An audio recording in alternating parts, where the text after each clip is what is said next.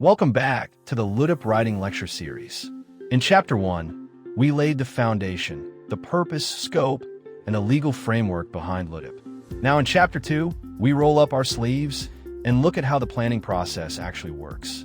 This chapter covers three major topics: the LUDIP cycle, the phases, timeline, and planning calendar, institutional roles and responsibilities, who does what, and the one we'll spend the most time on today, the stakeholder engagement strategy. Because here's the truth: a technically perfect LUDIP that nobody contributed to is not a great LUDIP. The best plans are built with people, not just for them. Let's get started. The LUDIP follows a structured, cyclical planning process, meaning it doesn't just happen once and end. It keeps moving, improving, and adapting over time. There are 6 phases in the cycle. Phase 1, initiation. This is where the LUDIP Technical Working Group, or TWG, is formally created or reactivated. The scope, objectives, planning horizon, and timelines are confirmed. This phase ensures everyone starts with shared direction and clear accountability. Phase 2, data gathering. A solid plan needs solid data. This phase involves collecting spatial data, infrastructure inventories, socioeconomic information, enrollment figures, hazard maps, and cadastral surveys. Data can come from internal reports, national agencies like NAMRIA and DNR, or stakeholder consultations. Phase 3, plan formulation. Here, the TWG synthesizes all collected data and stakeholder inputs to draft the actual LUDIP: the vision, goals, land use schemes, infrastructure programs, phasing plans, and sustainability measures. Phase 4, validation and approval. The draft goes through stakeholder consultations, technical reviews, and endorsement by the academic and administrative councils, before final approval by the Board of Regents and submission to CHED. Phase 5, implementation monitoring. This phase tracks actual progress. Are projects being completed on time? Are budgets being used properly? Challenges and deviations must be documented. Phase 6, evaluation and update. Every 3 years, or sooner if triggered, the LUDIP is comprehensively reviewed, updated, and refined. This is what makes LUDIP a living document, not a shelf piece. Now, how long does all of this take? The manual provides a 10-week planning calendar for the update cycle, though it notes this can be adjusted depending on campus size and the extent of changes needed. Here's how it breaks down. Week 1, reconstitute the TWG. Confirm who's still in service. Issue new designation orders if needed. Week 2, review the previous LUDIP. Identify what's outdated, what's been accomplished, and what needs revision. Weeks 3 to 4, update the data. Collect new figures on enrollment, physical inventory, environmental risks. Note: you don't need to recollect static data like total land area unless major changes occurred.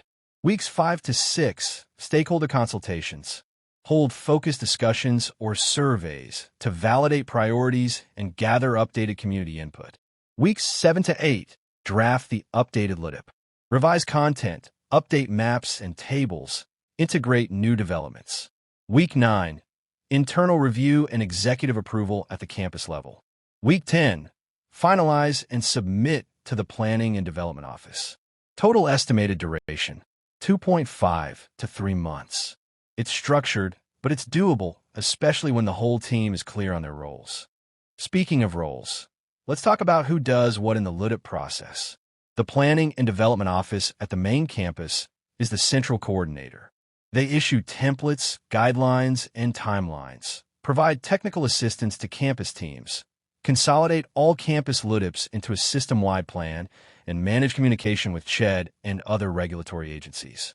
The campus-based LUDIP TWG is the engine of the process at the campus level.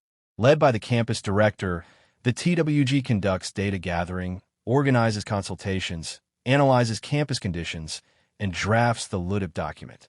The administrative and academic councils play a critical review role. The Administrative Council ensures resource feasibility and operational alignment, while the Academic Council makes sure the plan supports teaching, research, and extension goals.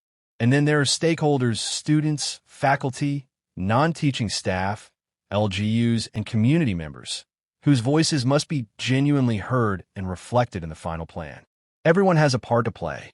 The LUDIP is not a one-office job. And now, the part we're really going to dig into today, stakeholder engagement. The manual is very clear on this. Engaging stakeholders meaningfully throughout the LUDIP process significantly enhances its relevance, effectiveness, and legitimacy. Why? Because the people who live, study, work, and serve on your campus every day know things that no dataset can capture. They know which hallway floods every rainy season. They know which facilities are always overcrowded. They know what the community around the campus actually needs. Ignoring those voices doesn't just produce a weaker plan. It produces one that people won't trust, support, or feel ownership over. Stakeholder engagement is not a box to check. It's a core part of good planning. Before we get into the methods, let's be clear about who counts as a stakeholder in the LUDIP process. Students. They're the primary users of campus facilities. Their experience of daily campus life, their learning needs, and their safety concerns are central to any land use decision. They're consulted through surveys and student government forums. Faculty, especially those with expertise in planning, engineering, environmental science, or research. Their academic knowledge helps ensure that proposed facilities and land use allocations are grounded in professional judgment. Non-teaching staff, including facilities management, health services, security, and maintenance personnel. These are the people who know the operational realities of the campus inside and out. Their input on infrastructure gaps and utility problems is invaluable. Local government units, or LGUs. Campus land use does not exist in a vacuum. LGUs are consulted to ensure coordination with local zoning plans, disaster risk assessments, and community development initiatives.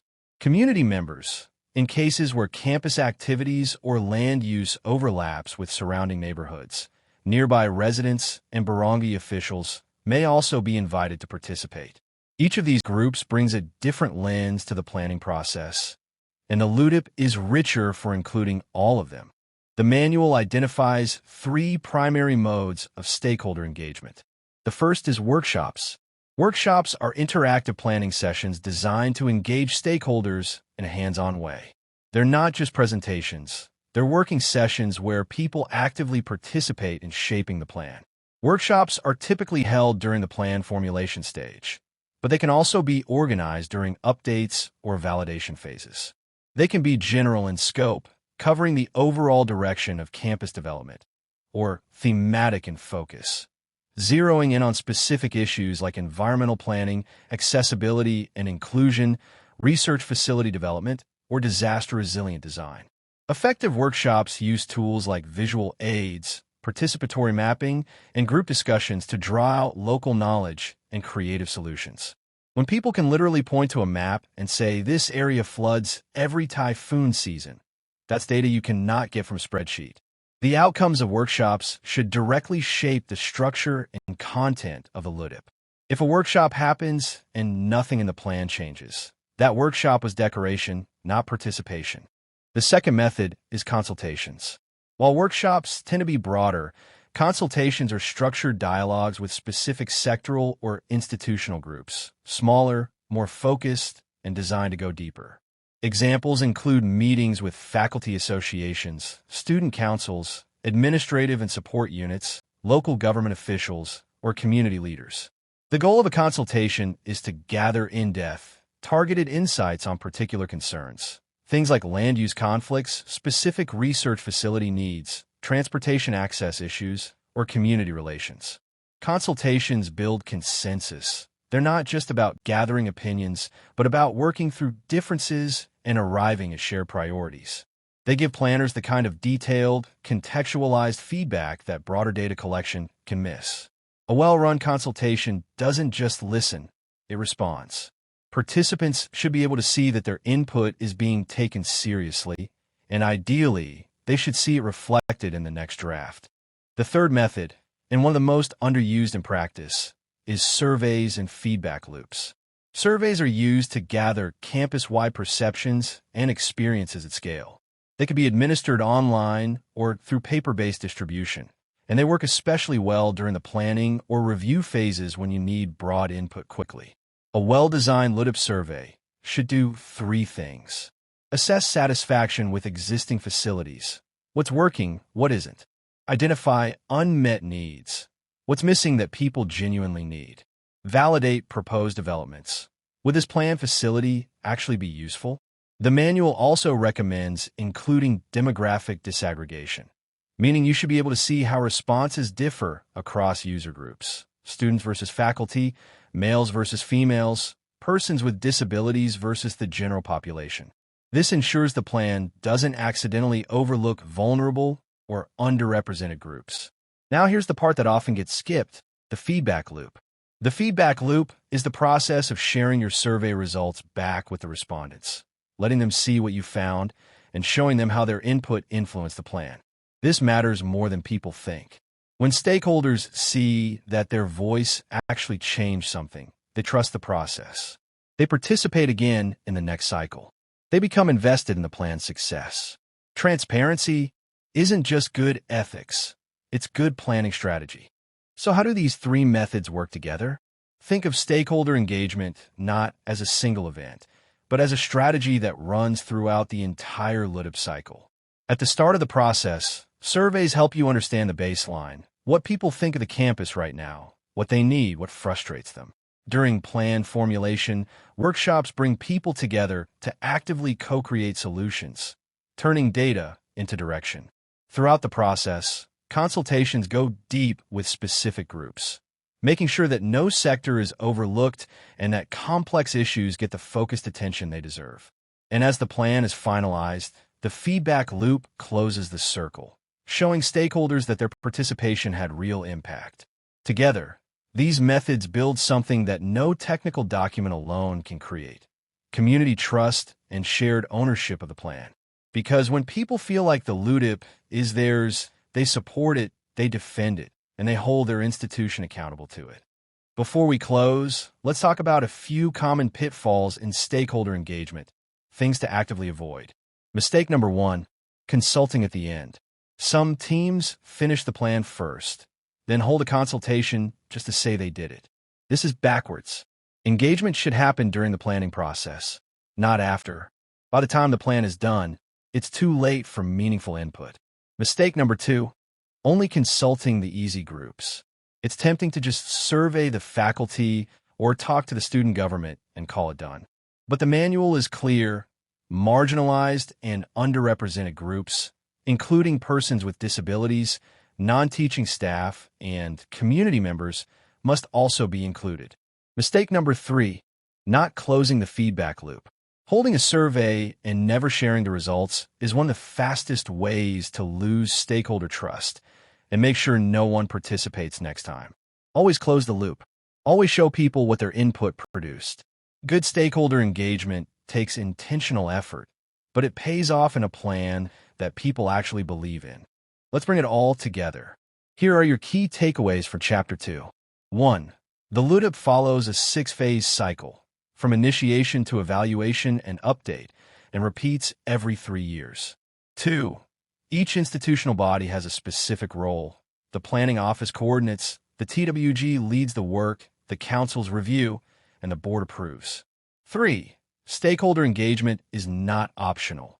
It is a core requirement of the LUDIP process, structured around workshops, consultations, and surveys. 4. The feedback loop, sharing results back with stakeholders, is what transforms participation into partnership. And 5. The best LUDIP is one built with the people who will live and work under it every day. In our next lecture, we move into Chapter 3, LUDIP template structure and required sections. This is where we get into the actual document itself, the mandatory sections, the content requirements for each part, and the general guidelines for writing a complete, compliant, and compelling LUDIP. It's one of the most detailed chapters in the manual, so come prepared. See you in the next lecture. For questions or technical assistance, reach out to the Planning and Development Office at cpsu_pdo at cpsu.edu.ph or cpsu.ludip@gmail.com. Thank you, and see you next time.